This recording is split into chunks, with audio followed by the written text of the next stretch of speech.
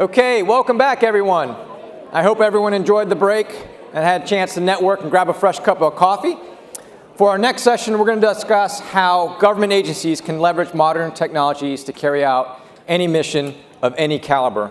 Please join me in welcoming to the stage our moderator, Nick Tzitzon, Chief Strategy and Corporate Affairs Officer at ServiceNow, and Lieutenant General Robert Skinner, Director of Defense Information Systems Agency and Commander of Joint Forces Headquarters, Department of Defense Information Network. Nope.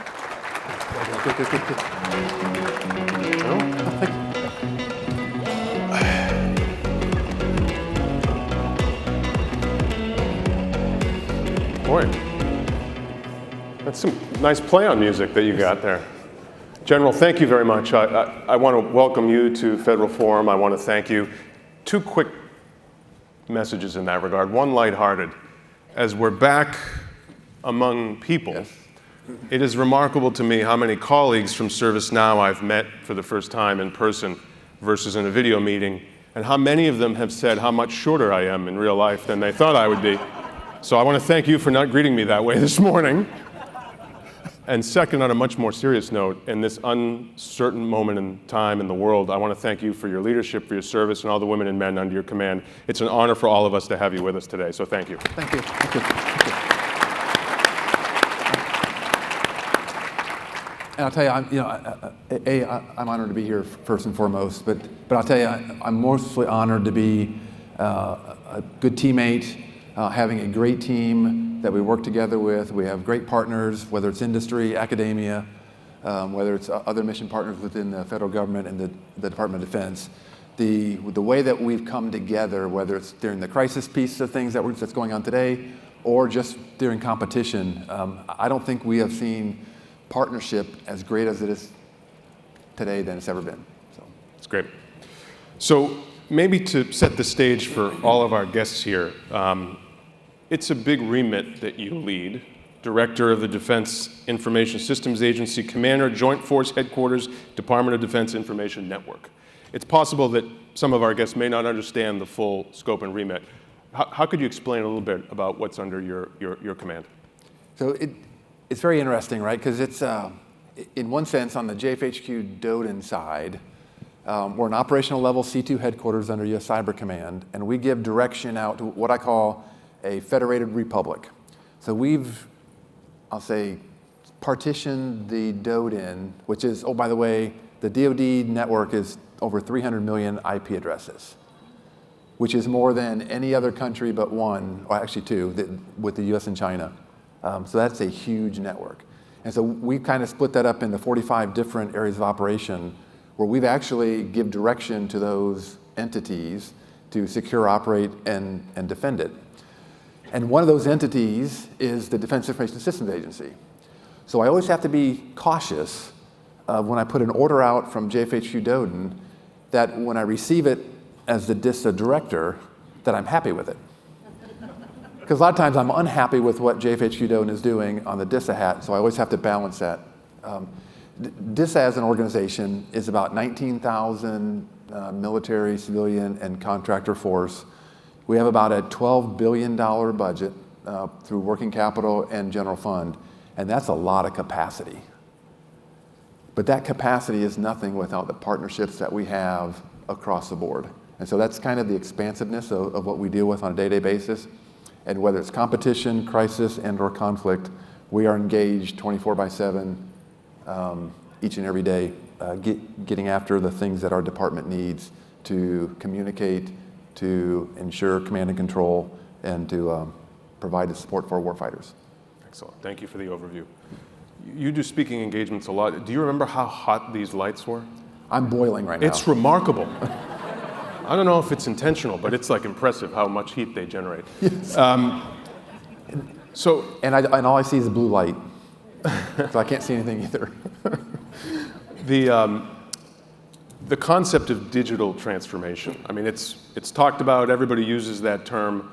You've talked about the size and scope of the organization that you run. I know that you've been on a digital transformation journey. You know, how can you level set what that means to you and how your agenda as the leader, you know, has advanced that agenda? It's very interesting. As we kind of talked a little bit before this, if you ask 10 individuals what digital transformation means, you get 10 different answers. What I like to look at it is how are we progressing and leveraging the digital technology to get after what our warfighters need and to get after what our customers and our mission partners need. What we've done within the agency, and I'll talk mainly today on what we're doing within the agency, but I'm happy to have a discussion on the Joint Force Headquarters DODIN part. But from an agency standpoint, what we've really done is last October is we kind of put in play 3 different key components of where we're trying to go from a digital transformation standpoint. The first one was a restructure and I'll say reorganization. It was more of a restructure to really flatten the organization into 4 key areas that has a support structure so we can really get after some key points. The first one is our digital capabilities and security directorate, which is led by Jason Martin. And those are, most of you will know those as the ones that provide the enterprise services, whether it's mobility, whether it's the thing we're doing from cybersecurity. The Joint Integrated Test Command is there, Joint Interoperability Test Command is there. And so they're focused on kind of mainly what you see as a user. Then we have the Hosting and Computing Center, the hackers as they call themselves. And this is where leveraging innovation to transform, we brought those from the Cloud Computing Program Office, who are are really innovators, to our ecosystem, who's been there a while, who's got some great talent, and bringing them together so the ecosystem can be transformed with modern technology and modern think. Then the third one is kind of our Enterprise Integration and Innovation Center. DISA has never had an organization that is solely responsible to cross-cut across the agency for innovation. Mr. Roger Greenwald is leading that effort. That's where Steve Wallace, from an emerging technology standpoint, that's where they come together to drive that. And then the final area is our, I'll say, Ops and Infrastructure Center, which is led by Mr. Don Means. They are the ones who, from an assured C2 and from an infrastructure standpoint and from our command and control, so all of our field commands and field offices, that's where they come together under Mr. Don Means, that's providing the support to the combatant commands, which as a combat support agency is key and critical to what we're doing. Then we have our strategic plan, which I'm happy to go in different parts where we have 5 LOEs, and those who've heard me talk, the number one priority within the agency is assured C2. And how do we modernize, how do we, I'll say, stabilize, ensure, and modernize, and transform how we do command and control in the department and how we can leverage the digital technology to get after that. We have TDM switches, we have Prominas, we have all kinds of old technology that today is not best value anymore. By the way, because it's getting older, it's harder to maintain and harder to assure that command and control. We have 4 other LOEs I'm happy to talk to as we get into other questions. And then we've aligned our budget, which strategy without a budget is a pipe dream. And while I will never turn down additional dollars from the department, we are aligning our resources to those priorities that enables our organizational structure to really get after the organizational design that we're trying to do. In order to truly have digital transformation and transform how we do business, which is what I look at when we say transform, it's how do you transform how you do business, leveraging technology to meet the future needs of our warfighters. So Long answer, I apologize. No, it's a good answer. Let me ask you about a few themes, right? Everybody in the audience is fundamentally pursuing several similar themes and conversations in their day-to-day life. Leveraging data, certainly one of those things. This has been a lifelong, dare I say, a career-long priority for you. As you think about all the different initiatives that you have sponsored, that you're leading, that the agency is leading, what takeaways would you give the audience about what you've learned about how to pursue data centricity and how decisions are made, how organizations are run? Not very well. How's that for the... We didn't prepare that answer. So our LOE 3 is leveraging data as a center of gravity. DISA, as an example, never had a chief data officer. Never had a chief data office function and/or office. So we've changed that. We have Caroline Kaharczyk is our acting CDO, and what we've asked her to do, and actually she's dragging us as an agency, is how do you leverage all the data that's out there to make the right decisions and to provide the right capabilities. Bandwidth to me is not an issue. Storage to me is not, now bandwidth in certain parts is an issue, yes. Storage is not an issue. So we've taken those off the table. But what you got to be able to do is how can you access that data? Because you can talk machine learning, you can talk artificial intelligence, you can talk all these, I'll say from Chief Klink, let's talk about the IT bingo game, right? You can use all these terms, but if you don't have a good understanding of the data and how it's accessible and how it's interoperable to provide those decisions, then those concepts are, I'll say, foreign and they're sub-optimized. So what we're trying to do is, so how do we define and understand all the data that we have? How do we make it, I'll say, more structured, but at least accessible? Because you don't want to go down the path of everything has to be a certain structure, because you're going to limit your opportunities. How do you ensure it's all accessible to then make the right decisions? As an example, we have so many different instruments, so many different sensors on the networks. This is 300 million IP spaces, IP addresses. We're not leveraging half of those, I would offer. And in order to truly understand what is going on in your organization, in your systems and in your network, you've got to understand that data and kind of bring it all together. That's what Caroline's working on to try and bring, at least from an agency standpoint. We own all the internet access points from a Department of Defense standpoint. We own the 10 main ones. We don't own all of them. There's a lot of data that goes through those each and every day. How do we better leverage that with what we have? Applications tell you a whole bunch of things. And there's millions of applications within the Department of Defense that can be leveraged to better understand what's going on. So I'll follow up to that, but before I do, I'm not a doctor, but I remember reading an article that temperatures over 115 degrees, you should hydrate. So I could offer you some room temperature water if you'd like any. Is this just water? Yeah, I think it's. I remember when I was on the civilian side in federal service, the challenge with respect to everybody having their own system, and as a result, everybody creating new sets of data that really are transparent only to an individual part of the organization and not available to the entirety of the organization. As you sit at the very top of a very large organization, again, as people come in and present things to you, thinking about the entirety of the organization, whether or not things are aligned, are people looking at this truly in an enterprise fashion? Again, this is tough advice, I think, for people to get because they've never lived and they never sat in the seat that you sit in. Is that fair? Yes. And, the other thing is, I'll say the Department of Defense is very PowerPoint centric, as other organizations are.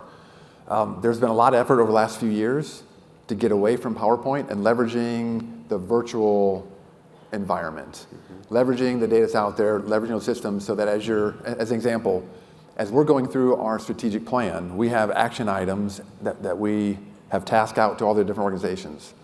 Well, those are virtually, so at any point in time, somebody can go in and they can see exactly the progress that's being made with those action items. That's how we are running our different administrative meetings and our strategic planning meetings, is what is out there. It's not PowerPoint, so we're not having somebody having to ham jam something in. It is there, and so that's kind of how we are trying to leverage, just as a small example, and any other places, as we're doing our operations update meetings. Yeah. And we have just taking the 10 IEPs, for example, we're bringing data in from those IEPs to show kind of what's happening at the boundary, for example. What's happening with our email gateway, which is blocking millions of emails a day that are malicious. So we're leveraging the data from them as a means to run the organization and to get all the different pieces. What I'd offer is, we don't necessarily have an enterprise view per se, because we still don't have all those data feeds identified and into the right systems, but we're well on our way. Let me get your reaction to two other themes that I think are prevalent, themes that we talk about a lot. One of them is future of work. You're competing for talent. You want people to stay and to feel fulfilled. There's an intersection there. Technology's part of it, culture's part of it. You know, how do you think about where things are going? If at all we all believe this new normal, post-pandemic, future of work environment, what are your thoughts on that topic that you'd like to share? Yes, I don't think we know what the new normal is. I don't think we're there yet. I think the pendulum swings left and right. You know, everybody's in the office, nobody's in the office. And now we've kind of come back and forth. The way we try to think about it is, it's got to be based on the mission. We always want to take care of our people. Yeah, I mean, that's first and foremost. But the mission's still got to get done. So how do we make sure that the mission is done in the most optimized manner? So for example, if there are things that have to be done in an office location, whether it's based on classification or other things, then that needs to be done, and people need to be in the office. If things can be done remotely, because we've got to have a mobile force. And what I offer is, while the force doesn't necessarily have to be mobile each and every day, we've got to be able to surge from a mobile standpoint. And so we've got to have mobility there. But we can't think about it as individuals, right? There's a team component of this, that to truly understand the culture of an organization, you understand that through the teamwork and the teaming that happens. And I would offer, from a virtual standpoint, you may be missing something from a team aspect. While your position and you can be great at working 100% mobile and 100% off the office, is that the same for the team that you are a part of? Is that the same for the team as an organization? And so I think that we're going to be in a hybrid, and I think the new normal is a hybrid of sorts, based on the mission and based on the person, but just as important, is based on the organization and that organizational team, and how can you have that cohesiveness. Well, one of the things that I think we've learned a little bit is, we were, I would say, probably, and I'm just throwing these numbers out, about 80%, 90% in the office before pre-COVID. During COVID, we're about 20% 25% in the office at any one time. I think the agency did amazing work at the beginning of the pandemic, because those relationships were already there. People knew each other, they knew how they operated, they knew how they acted, and it carried us for a very long time. What we've been working through is, how do you sustain that where you flip the model of not 80-20, but 20-80? And I don't think either model is the best. So we're continuing working through, from an organizational standpoint, is how do you maintain the right social aspect? And I think this is a national issue as we think about the pandemic, is there's a national issue of not understanding the social aspects, and I don't think those will manifest themselves for 5 to 10 years. Just a quick instant poll. Show of hands, 3 months from now, how many of you believe that the federal workforce will be back to pre-pandemic in terms of its office behavior? How many think it will be different?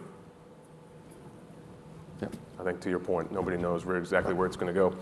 One more theme for you. Everybody's fundamentally in a customer service environment. We're trying to serve citizens. In your case, you're trying to serve the warfighter. You're trying to serve other stakeholders across DoD. What is the future of customer service? How are you reorienting the agency to think more in terms of modern tactics and tools in that regard?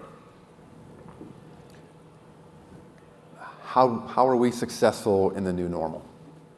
That's really what we're trying to think through, because it's not the normal, get folks together and then fan out, get together, fan out. I think there's a new normal of kind of how do we leverage the technology in the right place at the right time, but also have that interpersonal relationships with our mission partners, because that will never go away, because you build trust with those interpersonal relationships. But my request to industry and others is to continue help the government and help others determine how to get best value for all parties. That's what it is at the end of the day. It's not the sell. It's the best value to tackle the problem sets that we have today. And people have heard me talk, and I'll throw out licensing. I'll tell you, licensing is I won't say I'm on the warpath, because it's not, but I'm really focused on do we have licensing right for the government? Right? We have some enterprise licenses, but then when you see the price point of enterprise licenses, and sometimes you see subcontracts and sub non-JALA, non-enterprise license, that has a better price point. I'm going, well, how does that should never happen in my eyes.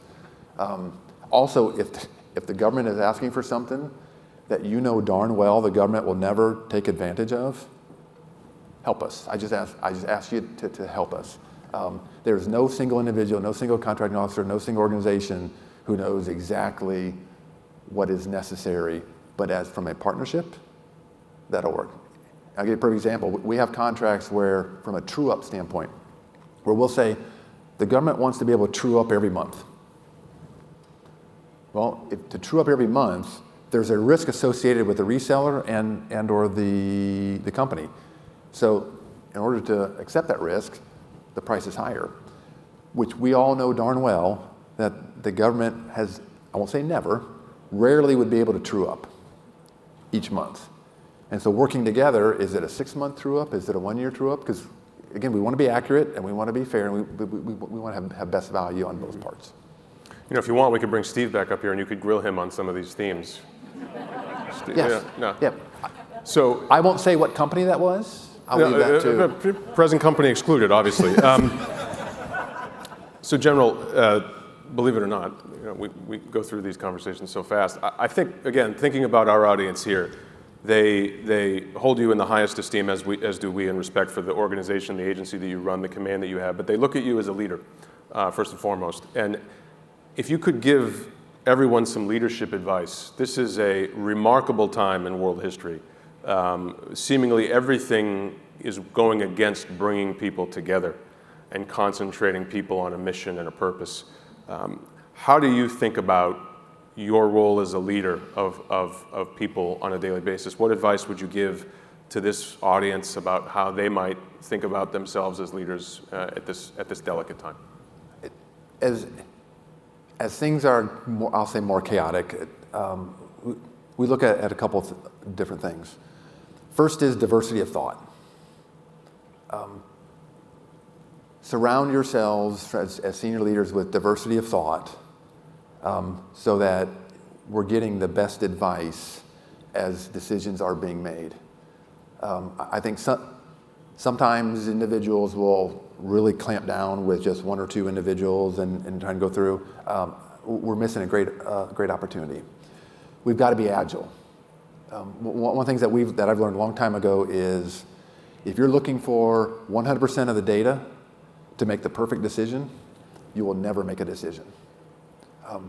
You have to be agile, you have to be flexible, and get as much information as you can to make a sound decision. And one of the things that we always talk about is the decision reversible? Or is it, once you make that decision, then there's no going back? If it's reversible, I think there's additional risk that you can take. And delegating that down to the lowest level and let them run, because mistakes will be made. If it's something that's irreversible, then that's probably where you want to take a little bit more time, gather a little bit more data, but not 100%. So in today's day and age, the ability to be agile is key in my eyes. And then I'll say that the final thought is always take care of yourselves too. As senior leader, if you don't take care of yourself, then you can't take care of others. And so it's been, in fact, my team tells me a lot that, okay, sir, it's time to go home because you need a break. I think they're actually saying is, we need a break from you. But always have somebody there that can, you know, a person who's watching you too. Because as you're taking care of your teams, as you're taking care of others, somebody else has to also help you take care of yourself. Because it's a journey and it's the long game, no matter what crisis is happening. Yeah. Well, General, I hope that helps. That was very helpful. I want to thank you, first of all, as a partner. We appreciate that and the opportunity to work together. I want to thank you as a leader, and I want to end where I began. At a moment in time where, frankly, none of us know what's to come. I think the reason that we all sleep at night is because we know we have you and the women and men under your command the greatest fighting force ever in the history of the world, and we owe you a debt of gratitude for that. Thank you very much. Thank you. Thank you. Good talking to you.